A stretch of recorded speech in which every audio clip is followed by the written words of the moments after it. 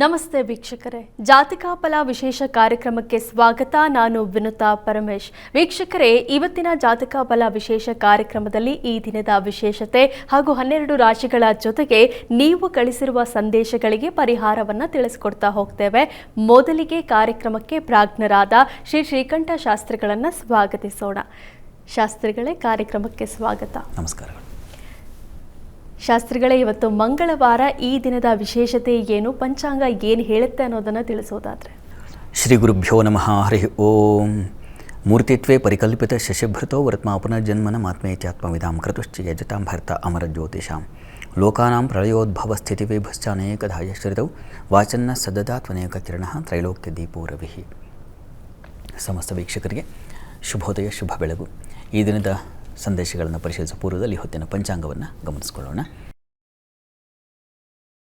ಶ್ರೀ ಪರಾಭವನಾಮ ಸಂವತ್ಸರ, ಉತ್ತರಾಯಣ, ಗ್ರೀಷ್ಮ ಋತು, ನಿಜ ಜ್ಯೇಷ್ಠ ಮಾಸ, ಶುಕ್ಲ ಪಕ್ಷವಾಗಿದೆ. ಈ ದಿವಸ ಮಂಗಳವಾರವಾಗಿರತಕ್ಕಂಥದ್ದು. ನವಮಿ ತಿಥಿ, ಹಸ್ತ ನಕ್ಷತ್ರ. ಈ ದಿವಸ ಮಂಗಳವಾರವೂ ಇದೆ, ನವಮಿ ತಿಥಿಯೂ ಇದೆ. ಅಮ್ಮನವರ ಸನ್ನಿಧಾನಕ್ಕೆ ಹೋಗಿ ಬನ್ನಿ. ಅಮ್ಮನವರ ಪ್ರಾರ್ಥನೆಯನ್ನು ಅಲ್ಲಾದರೂ ಮಾಡಿ, ಮನೆಯಲ್ಲಾದರೂ ಮಾಡೋಕ್ಕಾಗಲ್ವಾ ಅಂತಂದರೆ ಖಂಡಿತ ಮನೆಯಲ್ಲೂ ಮಾಡಬಹುದು. ಅಮ್ಮನವರ ಸ್ತುತಿಗಳನ್ನು ಹೇಳ್ಕೊಳ್ಳಿ, ಸುಬ್ರಹ್ಮಣ್ಯ ಸ್ತುತಿಯನ್ನು ಹೇಳ್ಕೊಳ್ಬಹುದು. ಮನಸ್ಸಿಗೆ ಯಾವುದು ಸಂತೋಷ ತಂದುಕೊಡುತ್ತೋ ಆ ಸ್ತುತಿಯನ್ನು ಹೇಳ್ಕೊಂಡ್ಮೇಲೆ ಒಂದು ಮಂಗಳಕರ ವಾತಾವರಣ ನಿರ್ಮಾಣವಾಗುತ್ತೆ ಮನಸ್ಸಿನಲ್ಲಿ. ಒಂದು ವಿಷ್ಣು ಸಹಸ್ರನಾಮ ಹೇಳಿದ್ರು ಆಗುತ್ತೆ, ಯಾವ ದೇವರನ್ನು ಪ್ರಾರ್ಥಿಸಿದ್ರೂ ಆಗುತ್ತೆ. ಲಲಿತಾ ಸಹಸ್ರನಾಮ ಹೇಳುವಾಗ ಮನಸ್ಸಿಗೆ ಒಂದು ಆನಂದ ಉಂಟಾಗಬೇಕು. ಹೇಳುವಾಗ ಬೇರೆ ಬೇರೆ ಬೇರೆ ಆಲೋಚನೆಗಳು ತೊಡಕಬಾರ್ದು, ನಮ್ಮ ಮನಸ್ಸಿಗೆ ಇರಿಟೇಷನ್ ಮಾಡಬಾರ್ದು. ಹಾಗೆ ಒಂದು ಶ್ರದ್ಧೆಯಿಂದ ಹೇಳ್ಕೊಳ್ತಕ್ಕಂಥದ್ದು. ಅಥವಾ ದೇವಸ್ಥಾನಕ್ಕೆ ಹೋದರೂ ಅಷ್ಟೇ, ದರ್ಶನ, ಆ ಭಗವತಿ ದರ್ಶನ ಮಾಡ್ತಾಯಿದ್ರೆ ಆ ಮೂರ್ತಿ, ಆ ಶಿಲ್ಪ ಏನಿದೆ ಅದು ಬರೀ ಕಲ್ಲಲ್ಲ, ಅದರಲ್ಲಿ ಸಾಕ್ಷಾತ್ ಭಗವತಿ ಆವಾಹನೆ ಆಗಿರುತ್ತೆ. ಪ್ರಾಣ ಪ್ರತಿಷ್ಠೆ ಅಂತ ಮಾಡ್ತಾರಲ್ವ ದೇವಸ್ಥಾನಗಳಲ್ಲಿ. ಯಾಕಾಗಿ ದೇವಸ್ಥಾನಗಳಿಗೆ ಹೋಗೋದು ಅಂದರೆ ಸುಮ್ಮನೆ ಏನೋ ಕಲ್ಲು ನೋಡ್ಕೊಂಬರಕ್ಕೆ ಹೋಗ್ತಾರಾ? ಖಂಡಿತ ಇಲ್ಲ. ಅಲ್ಲಿ ಏನೋ ಒಂದು ಕಲ್ಲಿ, ಆ ಅರ್ಚಕರಾದರೂ ಅದು ಏನು ಅಷ್ಟೋತ್ತರವನ್ನು ಹೇಳುವಾಗ ಅಲ್ಲಿ ಮಹಾಗೌರಿಯೇ ನಮಃ, ಪಾರ್ವತಿಯೇ ನಮಃ ಹೀಗೆ ಹೇಳ್ತಾರೆ ವಿನಃ ಶಿಲೆಗೆ ನಮಸ್ಕಾರ ಅಂತ ಏನಾದ್ರು ಆ ಕಲ್ಲಿನ ಸ್ತುತಿ ಮಾಡ್ತಾರಾ? ಸಾಕ್ಷಾತ್ ಪಾರ್ವತಿ ಇದ್ದಾಳೆ, ಪಾರ್ವತಿಗೆ ನಾನು ಅಷ್ಟೋತ್ತರ ಸೇವೆ ಮಾಡ್ತಾಯಿದ್ದೀನಿ. ಅಥವಾ ಮಹಾಲಕ್ಷ್ಮಿ ನೆಲೆಸಿದ್ದಾಳೆ, ಸುಬ್ರಹ್ಮಣ್ಯ ನೆಲೆಸಿದ್ದಾನೆ, ವಿಷ್ಣು ನೆಲೆಸಿದ್ದಾನೆ. ಆ ಶಿಲೆಯಲ್ಲಿ ವಿಷ್ಣುವನ್ನು ಕಾಣ್ತಾ ಇದ್ದೀವಿ, ಆ ಶಿಲೆಯಲ್ಲಿ ನಾವು ಭಗವತಿಯನ್ನು ಕಾಣ್ತಾ ಇದ್ದೀವಿ, ಶಿವನನ್ನು ಕಾಣ್ತಾ ಇದ್ದೀವಿ. ಆ ರೀತಿಯಲ್ಲಿ ಆ ಕಣ್ಣು ತುಂಬಿಕೊಳ್ಳುವಾಗ ಆ ರೂಪು ಏನಿದೆ, ಆ ಮಹಾ ಸೌಂದರ್ಯ ಅದು ಕಣ್ಣು ಒಳಗೆ ಇಳಿಬೇಕು. ಕಣ್ಣಿನ ರಂಧ್ರದ ಮೂಲಕ ನಮ್ಮ ಮನಸ್ಸಿನ ಹೃದಯದ ಭೂಮಿಕೆಗೆ ಆ ಮಳೆಯೋಪಾದಿಯಲ್ಲಿ ಅವನ ಇಳಿಬೇಕು.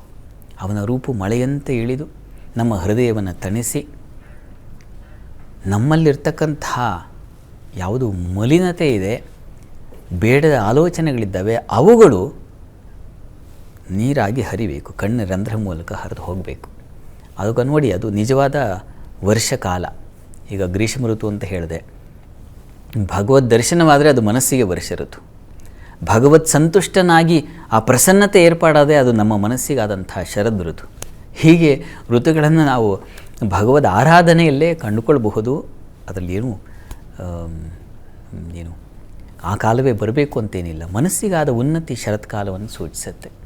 ಯಾವಾಗ ದುಃಖ ಶೋಕಗಳು ನಮ್ಮನ್ನು ನಲುಗಿಸಿ ಹೋಗುತ್ತೋ ಅವುಗಳೇ ನಮ್ಮ ಯಾವುದು ಹೇಮಂತ ಶಿಶಿರ. ಅಲ್ಲಿ ಹೇಗೆ ಒಂದು ಗಿಡ ಬಾಡಿ ಹೋಗುತ್ತೋ ಹಾಗೆ ಬಾಡಿ ಹೋಗಿದ್ದೀನಿ. ಯಾವಾಗ ವಸಂತ ಉತ್ಪತ್ತಿ ಆಗುತ್ತಪ್ಪ ಅಂದರೆ ಅವನು ಪರಿಮಳಯುತವಾಗಿ ಅಷ್ಟು ಅಲಂಕಾರ ಮಾಡ್ಕೊಂಡು ದರ್ಶನ ಕೊಟ್ಟಾಗ ಅದು ನಮಗೆ ವಸಂತ ಮಾಸವಾಗುತ್ತೆ. ನಮ್ಮ ಮನಸ್ಸಿಗೆ ಭಗವಂತನ ದರ್ಶನದಲ್ಲೇ ಎಲ್ಲವೂ ಅಡಕವಾಗಿದೆ. ನಮ್ಮ ಶೋಕದಲ್ಲಿ ಆ ಒಂದು ಆ ಶಿಶಿರ ಋತು ಸೇರಿಕೊಂಡಿರುತ್ತೆ. ಹೀಗಾಗಿ ಆ ಶಿಶಿರ ಹೋಗಬೇಕು. ಅದು ಹೋಗಿ ನಮಗೆ ವಸಂತ, ಶರತ್, ವರ್ಷ ಇಂತಹ ಕಾಲಗಳೆಲ್ಲ ಮನಸ್ಸಿನಲ್ಲಿ ಪ್ರಾಪ್ತವಾಗಲಿ ಅನ್ನೋದನ್ನು ಭಗವದ ಸನ್ನಿಧಾನದಲ್ಲಿ ಕೂತು ಇದನ್ನು ಇಷ್ಟು ಸನ್ನಿಧಾನಕ್ಕೆ ಹೋದಾಗ ಇವುಗಳೆಲ್ಲ ಮನಸ್ಸಿಗೆ ಬಂದರೆ ಅದು ಋತುಪೂಜೆಯೂ ಆಗುತ್ತೆ. ಮನಸ್ಸಿಗೆ ಒಂದು ಸಮಾಧಾನ, ಶಾಂತಿ, ಸೌಖ್ಯಗಳು ಸಿಗುತ್ತೆ. ಈ ರೀತಿಯಲ್ಲಿ ದರ್ಶನ ಮಾಡಿ ಮನಸ್ಸಿಗೆ ತುಂಬಿಕೊಳ್ಳಿ. ಮುಖ್ಯವಾಗಿ ಬೇಕಾಗಿರೋದು ಆ ಸಮಯದಲ್ಲಿ ಬೇರೆ ಆಲೋಚನೆ ಮಾಡದೆ ಹೃದಯದ ತುಂಬ ಭಗವತಿಯನ್ನು ತುಂಬಿಕೊಳ್ತಕ್ಕಂಥದ್ದು ಮಾಡಿ. ಸರಿ ಶಾಸ್ತ್ರಿಗಳೇ, ಇವತ್ತು ಮಂಗಳವಾರ, ಈ ದಿನ ಅಮ್ಮನವರ ಆರಾಧನೆ ಮಾಡೋದು ಒಳಿತು ಅನ್ನೋ ಸಂದೇಶವನ್ನು ವೀಕ್ಷಕರಿಗೆ ಕೊಟ್ರಿ. ಈಗ ವೀಕ್ಷಕರು ಕಳಿಸಿರುವಂತಹ ಸಂದೇಶಗಳ ಕಡೆ ಗಮನ ಹರಿಸೋಣ. ವೀಕ್ಷಕರೇ, ಮೊದಲ ಸಂದೇಶ ಕೌಶಿಕ್ ಬೆಂಗಳೂರಿಂದ. ಇವರು ಹುಟ್ಟಿದ ದಿನಾಂಕ 30/12/1987, ಹುಟ್ಟಿದ ಸಮಯ 11:15 PM. ಇವರ ಪ್ರಶ್ನೆ, IT ಉದ್ಯೋಗ ಕಳ್ಕೊಂಡಿದ್ದೀನಿ, ಮತ್ತೆ ಉದ್ಯೋಗ ಸಿಗುತ್ತಾ, ಆರೋಗ್ಯದ ಬಗ್ಗೆ ತಿಳಿಸಿ ಅಂತ ಕೇಳ್ತಿದ್ದಾರೆ.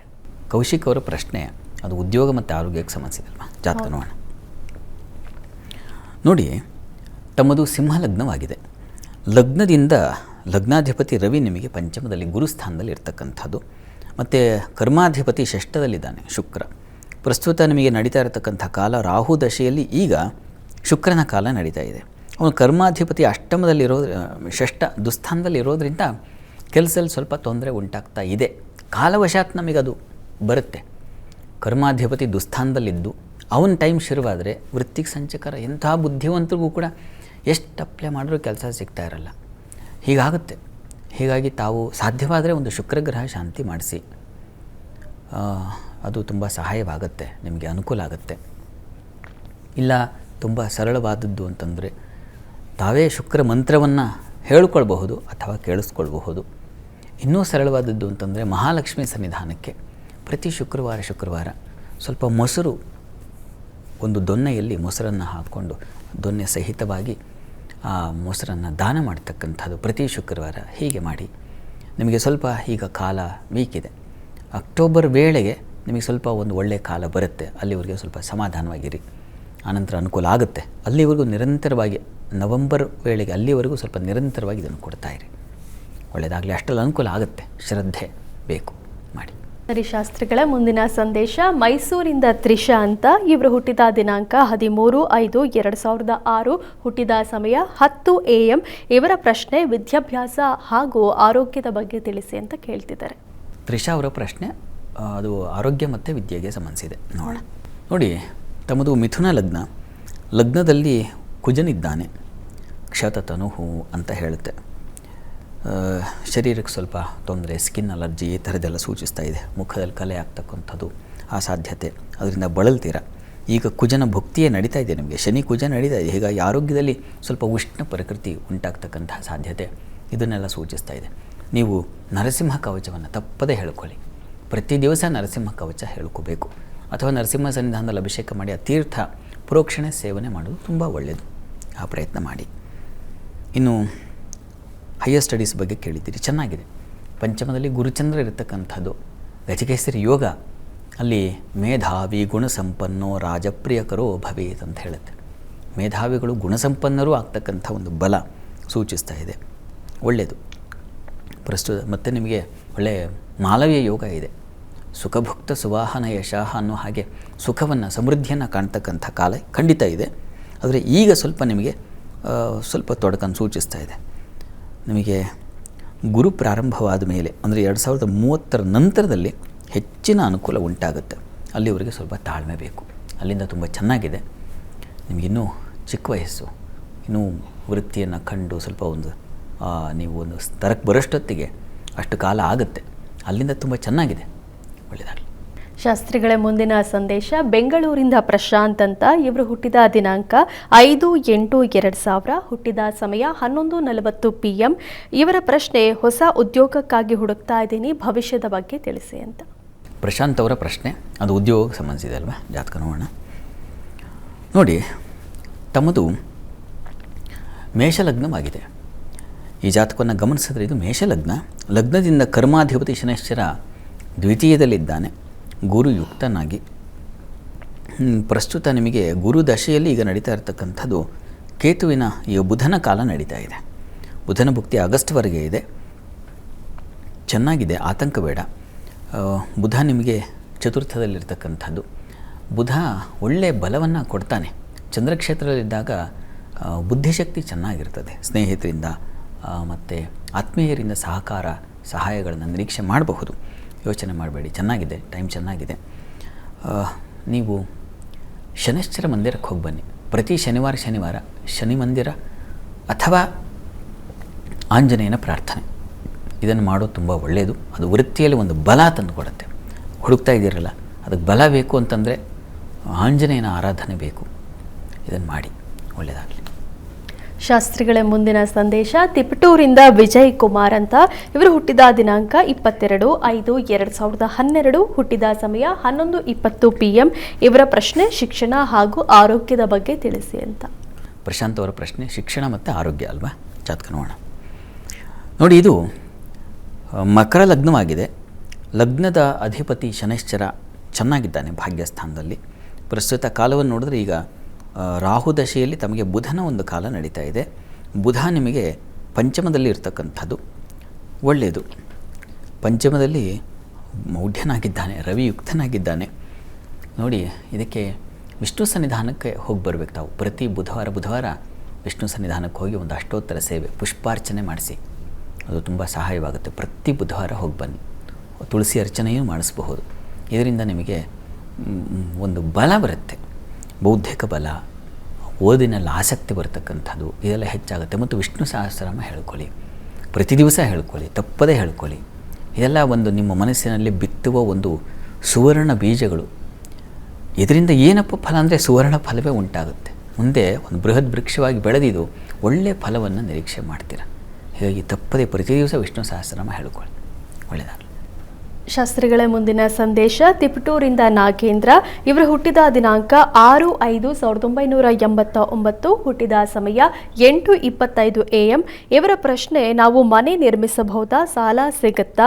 ಸಿಕ್ಕರೂ ಯಾವುದೇ ಅಡೆತಡೆಗಿಲ್ಲದೆ ಸಂಪೂರ್ಣ ಕೆಲಸ ಮುಗಿಸ್ಬೋದಾ ಅಂತಿದ್ದಾರೆ. ನಾಗೇಂದ್ರ ಅವರ ಪ್ರಶ್ನೆ ಮನೆಯ ಬಗ್ಗೆ ಕೇಳಿದ್ದಾರೆ. ಸಾಲವಿಲ್ಲದೆ ಮನೆ ಕಟ್ತೀನ, ಸಾಲ ಮಾಡಿದ್ರು ತೀರಿಸ್ತೀನ, ಈ ಥರದಲ್ವಾ ಪಾಪ. ನೋಡಿ ತಮ್ಮದು ವೃಷಭ ಲಗ್ನ. ಲಗ್ನದಿಂದ ಚತುರ್ಥಾಧಿಪತಿ ರವಿ ಬಲಿಷ್ಠನಾಗಿದ್ದಾನೆ, ವ್ಯಯದಲ್ಲಿದ್ದಾನೆ, ಲಗ್ನಾಧಿಪತಿಯು ಸೇರಿ. ಮತ್ತು ಚತುರ್ಥದಲ್ಲಿ ಕೇತು ಬೇರೆ ಇರತಕ್ಕಂಥದ್ದು ಇದು ಸ್ವಲ್ಪ ಹಿನ್ನಡೆ ಸೂಚಿಸುತ್ತೆ ನಿಮಗೆ. ನೋಡಿ, 2000 ಈಗ ಕಾಲ ನಿಮಗೆ ಈಗ ಚಂದ್ರನ ಕಾಲ ನಡೀತಾ ಇದೆ. ರಾಹು ದಶೆಯಲ್ಲಿ ಚಂದ್ರ ಭಕ್ತಿ ನಡೀತಾ ಇದೆ. ಚಂದ್ರನು ನಿಮಗೆ ಅಷ್ಟು ಬಲವಾಗಿಲ್ಲ, ಉಚ್ಚಸ್ಥಾನದಲ್ಲಿದ್ದಾನೆ, ಸ್ವಲ್ಪ ಪರವಾಗಿಲ್ಲ ಇದ್ದಿದ್ರಲ್ಲಿ.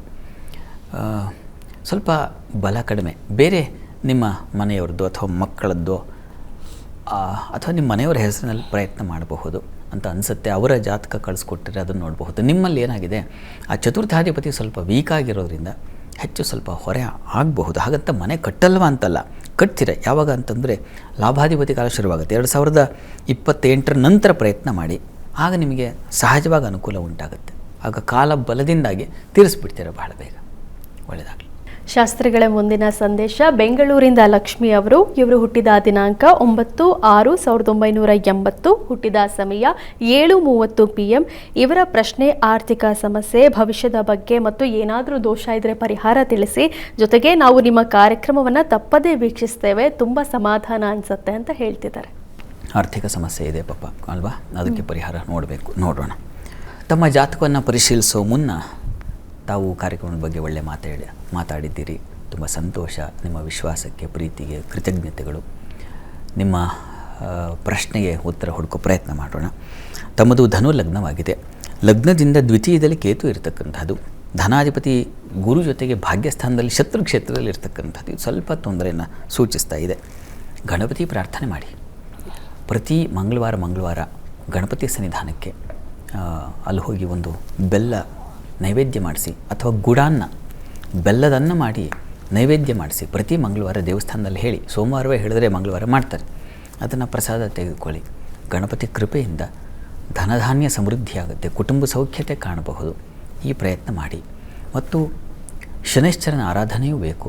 ಪ್ರತಿ ಶನಿವಾರ ಶನೈಶ್ಚರ ಮಂದಿರಕ್ಕೆ ಹೋಗಿ ಇಷ್ಟ ದೇವ ಯಾವ ಥರ ಪೂಜೆಯೋ ಇಷ್ಟ ಸಂಕಲ್ಪ ಆ ರೀತಿಯಲ್ಲಿ ಒಂದು ಪೂಜೆ, ಅಷ್ಟೋತ್ತರವೋ ಯಾವುದಾದ್ರೂ ಸರಿ, ಅಥವಾ ಎಳ್ಳೆಣ್ಣೆ ಅಭಿಷೇಕ ಮಾಡಿಸ್ತಕ್ಕಂಥದ್ದು, ಎಳ್ಳೆಣ್ಣೆ ದೀಪ ಹಚ್ಚತಕ್ಕಂಥದ್ದು, ಸರಳವಾದದ್ದು ಯಾವುದೂ ಆಗುತ್ತೆ. ಅಂತೂ ಶನಿ ಮಂದಿರಕ್ಕೆ ಹೋಗಿ ಅವನ ಕೃಪೆ ಬೇಕು.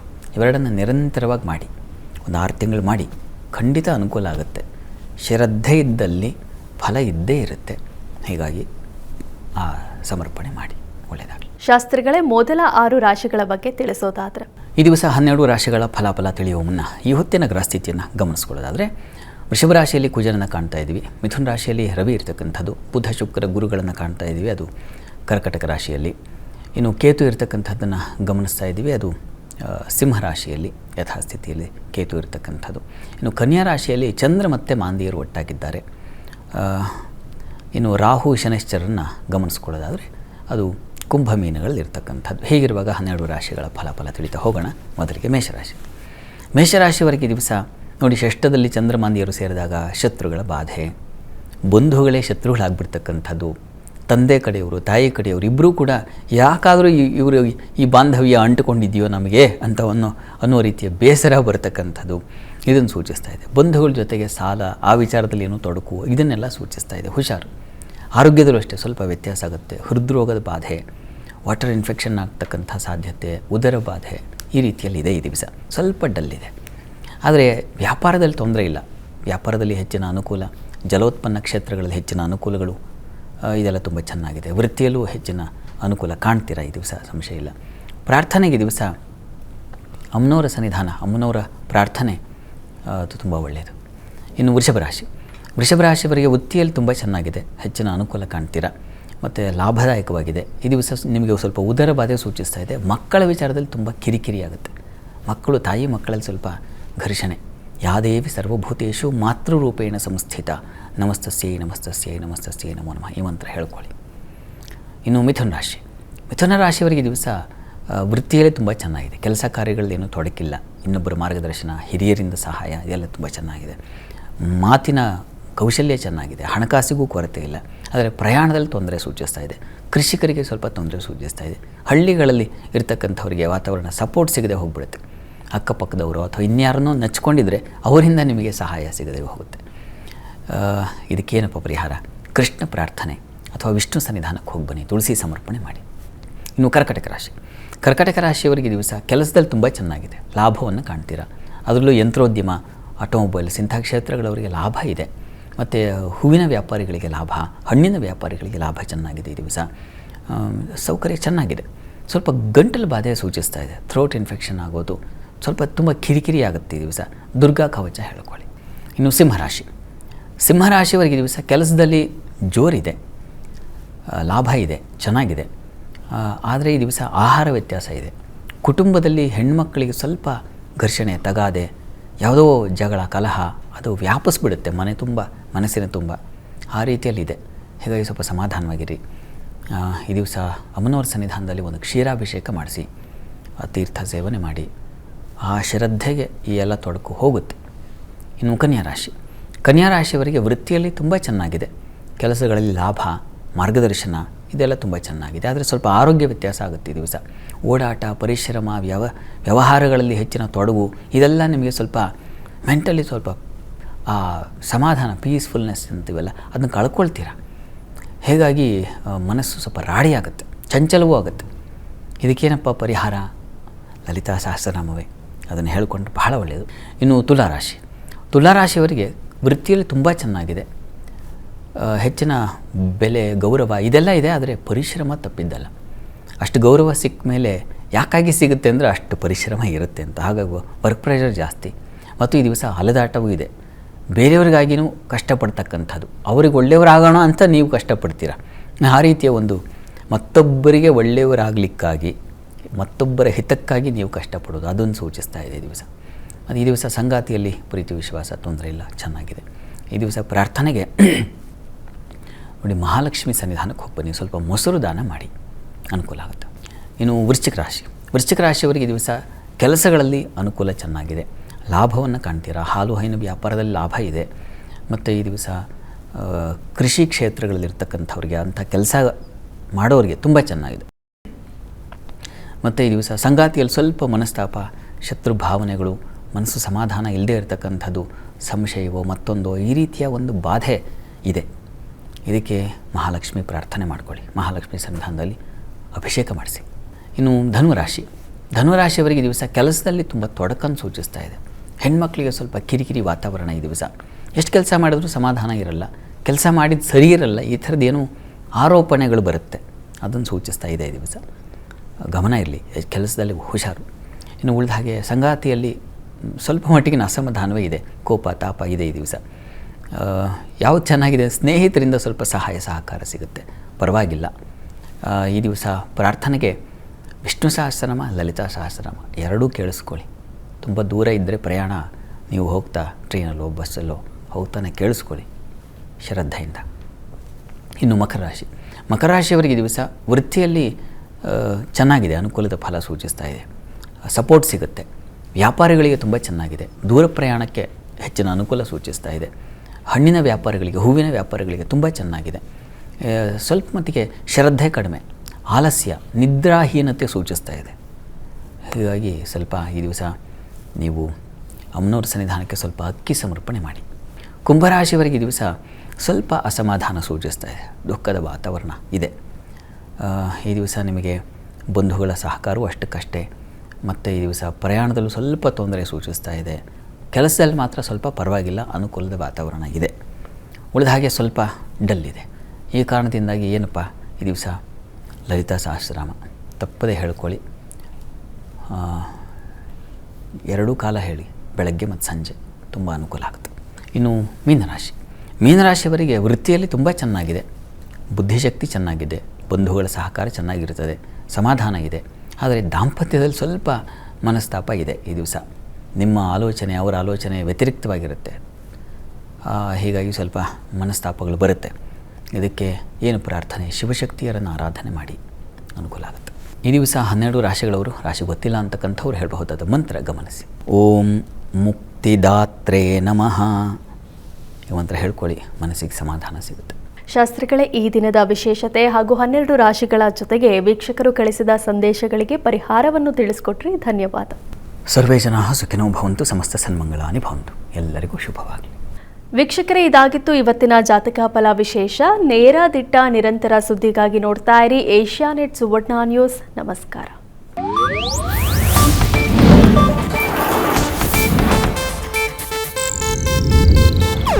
ಇದು ಏಷ್ಯಾನೆಟ್ ನ್ಯೂಸ್ ನೆಟ್ವರ್ಕ್ ಪ್ರಸ್ತುತಿ.